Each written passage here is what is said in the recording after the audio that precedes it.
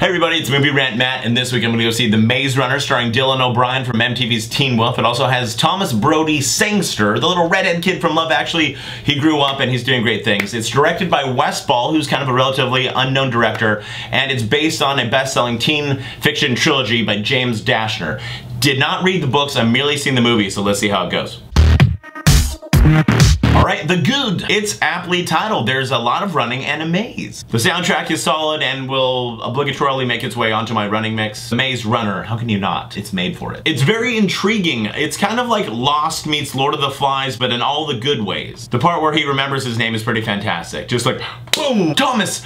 My name is Thomas! I'm Thomas! Guys, the roofie wore off. My name is Thomas.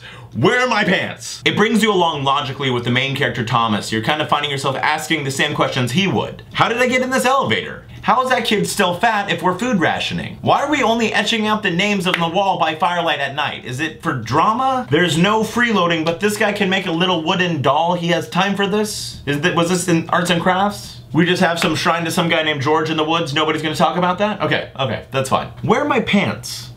The Grievers look appropriately horrific. Take like a locust head from Gears of War, put it on a spider, and give that robot legs, and attack children. I think this is the first movie based on a teen fiction novel that doesn't have a love triangle.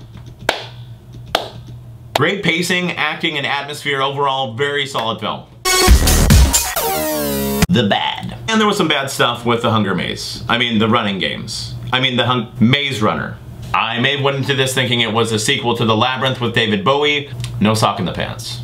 As a society, we've grown numb to seeing adolescents committing violence. You have the Hunger Games, you have Divergent, you have Charlie Bit My Finger. Gally loves living in the glade with all the guys.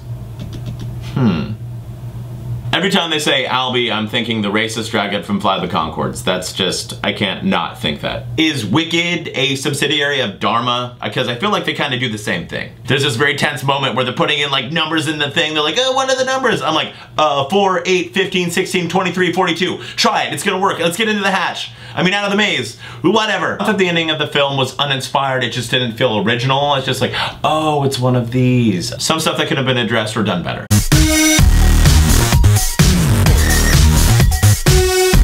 Again, I haven't read the books, so if you go on purely from a cinematic standpoint, I thought it was a good film. It created tension, it was paced very well, and it leaves it open for a sequel. I was very happy with it. Considering it's based on a book trilogy, we can look forward to at least 5 more movies. Like, comment, subscribe, and share, guys. I'll see you next week. Why are they always killing the fat kids in these Lord of the Fly movies?